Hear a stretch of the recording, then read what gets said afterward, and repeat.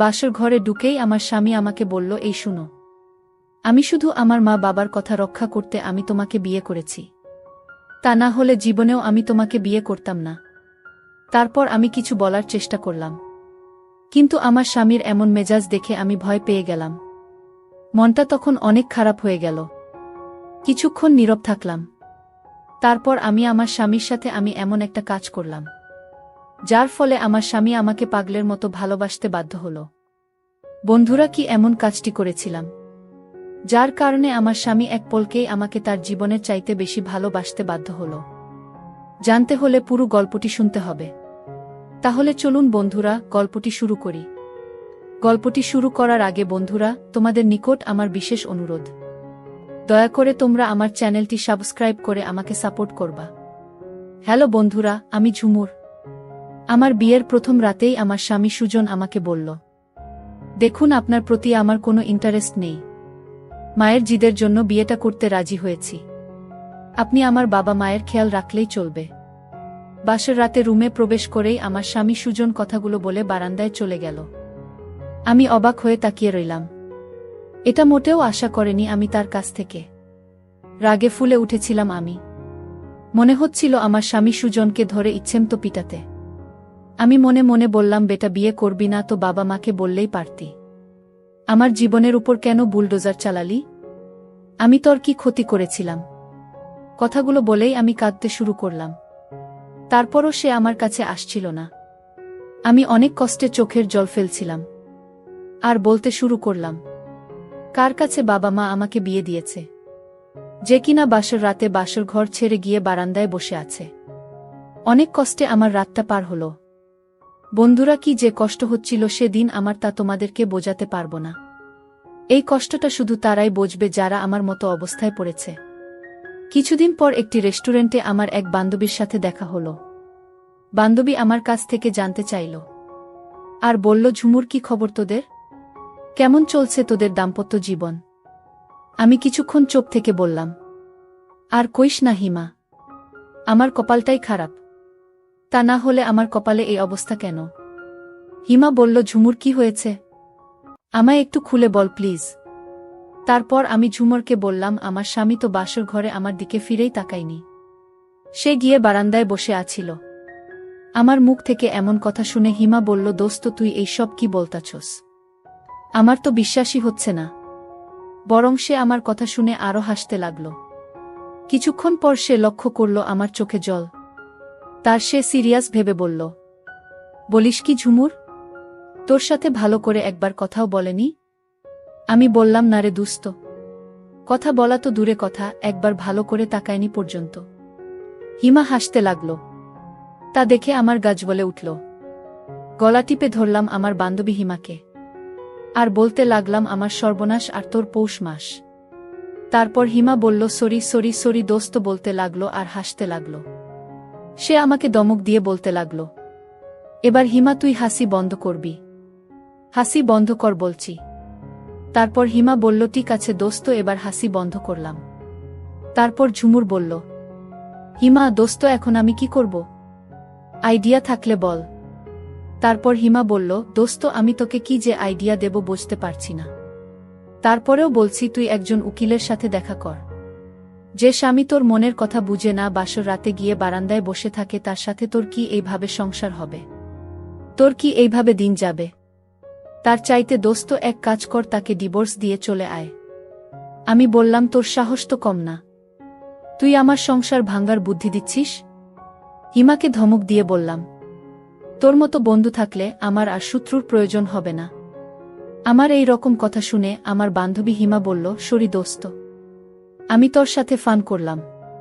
রাগে আমার মাথা নষ্ট। আর তুই ফান করছিস? সরি দোস্ত, আমার ভুল হয়ে গেছে। এবার বল, তোর কিসের আইডিয়া লাগবে?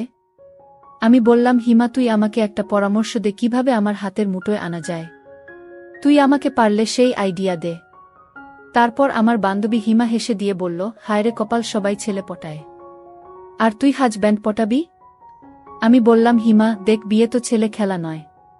তাছাড়া আমার সাথে আমার বাবা মায়ের মান সম্মানও জড়িয়ে আছে। হিমা বলল, দোস্ত, তুই যা বলছস তা ঠিক। তাহলে শুন, একটা উপায় আছে তোর স্বামী তোর হাতের মুঠোয় আনার। আমি খুব আগ্রহ নিয়ে বললাম, দোস্ত তাড়াতাড়ি বল। তারপর হিমা আমাকে অনেক চমৎকার একটি টেকনিক দিল। তারপর আমিও আমার বান্ধবীর দেওয়া আইডিয়া অনুযায়ী কাজ করতে শুরু করলাম। সত্যি কথা বলতে আমার বান্ধবীর দেওয়া আইডিয়াটা আমার স্বামীর এখানে ম্যাজিকের মতো কাজ করেছিল। বন্ধুরা, তা আমি আস্তে আস্তে বলছি, দয়া করে ধৈর্য ধরে পুরো গল্পটা শুনুন। আমার স্বামী সুজন সবার সামনে আমার সাথে স্বামীর মতোই আচরণ করে, কিন্তু আড়াল হলেই অচেনা মানুষের মতো আচরণ করে। আমার পুরো পরিবারের সাথে মিলেমিশে চলে। প্রতিদিন সকালে সুজনের ঘুম ভাঙার সাথে সাথেই আমি চা নিয়ে হাজির হই। চুলগুলো হালকা ভিজা ও ছড়ানো থাকে। না চাইতেও সুজন কিছুক্ষণের জন্য চোখ ফেরাতে পারে না। আমি কাশি দিয়ে সুজনের সেই দৃষ্টি ভাঙিয়ে দেয়া। একদিন আমি ইচ্ছে করেই সুজনের শার্টের বোতাম ছিঁড়ে রেখেছি। সুজন শার্ট পরতেছে, আমি আয়নার সামনে বসে সাজতেছি। সুজন বারবার সেই দিকে তাকাচ্ছে আর শার্ট পরছে। হঠাৎ খেয়াল করল শার্টের একটা বোতাম নেই। সুজন সুই সুতা খুঁজতে লাগল। আমি বললাম, কিছু লাগবে? তখন সে বলল, আমার সুই সুতা লাগবে। আমি বললাম, কেন? তারপর সে বলল, আমার শার্টের বোতাম ছিঁড়ে গেছে, তাই আমি শার্টের বোতাম লাগানোর জন্য সুই সুতা খুঁজছি। তারপর আমি সুই সুতা বের করে শার্ট পরা অবস্থায় বোতাম লাগাতে লাগলাম। সুজন আমাকে বলল, শার্টটা খুলে দিলে ভালো হয় না? আমি বললাম, না সমস্যা নাই, শার্ট খুললে আপনার লেট হয়ে যাবে। সে বলল, একটু সাবধানে, লেগে গেলে তো আবার বিপদ। আমি বললাম, চুপচাপ দাঁড়িয়ে থাকুন, নয়তো লেগে যাবে। সুজন চুপচাপ দাঁড়িয়ে রইল। আমি বোতাম লাগিয়ে দিলাম। সুজন আমাকে এই প্রথম এত কাছ থেকে দেখল। আমি সুজনের মা বাবার প্রতি যথেষ্ট দায়িত্ববান, যা দেখে সুজন খুবই খুশি। তারপর সুজন মনে মনে ভাবল, মেয়েটার সাথে আমি এত রাফ ব্যবহার করি, তারপরেও একবারও কোনো অভিযোগ করেনি। কিছুদিন পর সুজনের বাবা আমি এবং আমার স্বামী সুজনকে কক্সবাজারে ঘুরতে পাঠাল। আমি ইচ্ছে করেই সুজনের কাঁধে মাথা রেখে ঘুমিয়ে পড়লাম। সে বারবার আমাকে সরিয়ে দিচ্ছিল। যাক, এক পর্যায়ে আমরা এসে কক্সবাজার এসে আমরা পৌঁছলাম। তারপর সুজন হোটেলে এসে 2টা রুম নিল, একটা আমার আর একটা তার জন্য। আমি তো রেগে মেগে আগুন, মুডটাই অফ হয়ে গেল। আমি রুমে যেয়ে ঘুমিয়ে পড়লাম। বিকালে সুজন আমার কাছে আসলো। আমি বললাম, কি চাই? রাগী ভাব নিয়ে। তারপর সে আমায় বলল, আপনি কি রাগ করেছেন? আমি বললাম, কই না তো। রাগ কি? সুজন বুঝল যে আমি রাগ করেছি। তারপর সে আমায় বলল, ভাবলাম সমুদ্র সৈকত দেখতে যাব। আমি বললাম, যান না। আপনাকে ধরে রেখেছে কে? সে বলল, আমার একা যেতে ভালো লাগছে না।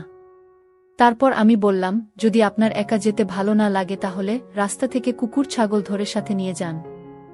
আমার স্বামী সুজন বলল, দেখো ঝুমুর বাড়াবাড়ি হচ্ছে কিন্তু। আমি বললাম, আপনি বাড়াবাড়ির দেখছেন কি? তারপর আমার সাথে রেগে সুজন চলে এলো আর আমায় বলতে লাগলো, দেখো ঝুমুর হোটেলে সিন ক্রিয়েট করা উচিত নয়। তারপর সুজন আমার এই রকম কথা শুনে মন খারাপ করে সমুদ্রের পাড়ে চলে গেল। আমিও তার পিছু পিছু যাইতে শুরু করলাম, কিন্তু তাকে বুঝতে দেই নাই। সে তখন সমুদ্র পাড়ে একা একা বসে রইল। একটু পর পিছনে ফিরে দেখে আমি তার পিছনে দাঁড়িয়ে রইলাম। সে আমাকে দেখে চমকে উঠল আর বলল, এ কি, তুমি এখানে?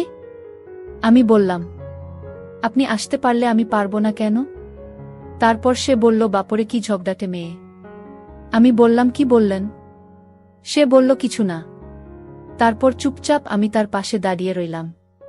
কিছুক্ষণ পর আমি তাকে ডেসা দিয়ে বললাম, এই যে মিস্টার ছ্যাঁকা খেয়েছেন কয়টা? সে বলল, জবি।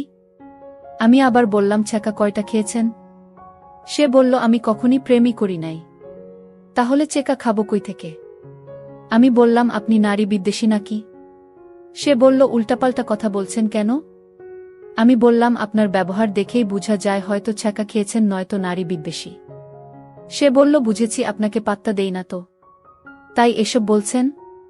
যা সত্য তাই বললাম। তার মুখ থেকে এই কথা শুনে আমি রাগে বললাম, আপনার মতো অনেক ছেলে ভার্সিটি লাইফে আমার পিছু পিছু ঘুরেছে। সে একটা অট্টহাসি দিল, যা দেখে আমার রাগ চরম সীমায় পৌঁছাল। স্বামী সুজনের পেটে একটা ঘুষি মেরে চলে এলাম। সুজন এমনটা আশা করেনি, যদিও ব্যথা পেয়েছে কিন্তু আমাকে বুঝতে দেয়নি। শত হলেও পুরুষ তো। কিছুদিন পর আমরা কক্সবাজার থেকে ফিরে এলাম। কক্সবাজার থেকে ফিরে এসে চলে গেলাম আমার বান্ধবী হিমার কাছে। হিমা জানতে চাইল এখন কি অবস্থা। আমি বললাম, দুস্থ না রে, এখনও তার কোনো পরিবর্তন হয়নি। হিমা বলল, বলিস কি দুস্থ? এখনও কোনো পরিবর্তন হয় নাই। আমি বললাম না। তারপর সে বলল, তাহলে একটা কাজ কর, আমার মনে হয় তাতে কাজ হয়ে যাবে। আমি বললাম, দোস্ত কি কাজ? একটু তাড়াতাড়ি বল, আমার তো তোর সইছে না। কিভাবে আমি আমার স্বামীকে আমার অনুকূলে আনতে পারব? কি করলে সে আমাকে পাগলের মতো ভালোবাসবে? প্লিজ দোস্ত, একটু তাড়াতাড়ি বল। তারপর হিমা আমাকে বলল, তোর কানটা একটু এদিকে আন। তারপর আমার কান তার মুখের কাছে নিয়ে ধরলে সে আমাকে কানাকানি করে যা বলল তা শুনে আমি অবাক হয়ে গেলাম। তারপর তার বুদ্ধিতে আমি সেই কৌশল অ্যাপ্লাই করতে শুরু করলাম। প্রথম দিন খুব সকালে আমি ঘুম থেকে উঠলাম। ঘুম থেকে উঠে গোসল করে একবারে পরিপাটি হয়ে এক্কেবারে পরীর মতো সেজে তার সামনে হাজির হলাম। সে ঘুম থেকে উঠেই আমাকে দেখল। আমার চুলগুলো খোলা ছিল। সে ঘুম থেকে ওঠার সাথে সাথেই তার জন্য আমি চা নাস্তা নিয়ে গেলাম এবং তাকে দেখে একটা মুচকি হাসি দিলাম। চুলগুলো খুলে রাখলাম। গায়ে একটা দামি পারফিউম ব্যবহার করলাম, যার ঘ্রাণ খুব পাগল করা। এমনভাবে পোশাক পরলাম যাতে আমাকে খুব ভালোভাবে বোঝা যায়, খুব সুন্দর এবং আকর্ষণীয় লাগে। মোট কথা, এমনভাবে আমার নিজেকে উপস্থাপন করলাম যাতে সে দেখেই আমার প্রতি দুর্বল হয়ে যায়। আমি সব সময় হাসি খুশি থাকার চেষ্টা করলাম। মাঝে মধ্যে রোমান্টিক গান গাইতাম। সেই দিন রাতে সে অফিস থেকে বাসায় আসলো। বাসায় আসার পর আমি আবারও চুলগুলো খুলে একটা দামি পারফিউম ব্যবহার করলাম।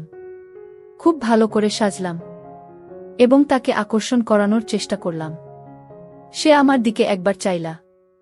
চাওয়ার পর সে অবাক হয়ে তাকিয়ে রইল, কিন্তু কিছুই বলতে পারছিল না। আমি জানি হয়তো সে মনে মনে অনেক কিছুই ভাবছে। সেই দিন রাতে আমি একটা রোমান্টিক মুড নিয়ে খুব ভালো করে সেজেগুজে শুয়ে পড়লাম। কিন্তু রাত যখন একটা বাজে, তখন আমার কাছে মনে হলো কেউ আমার সাথে অন্যরকম কিছু করার চেষ্টা করছে। আমি অবাক হয়ে রইলাম আর ভাবলাম, এখানে তো আমি আর আমার স্বামী ছাড়া অন্য কেউ নেই। তাহলে কি সে আমার প্রতি দুর্বল হয়েছে?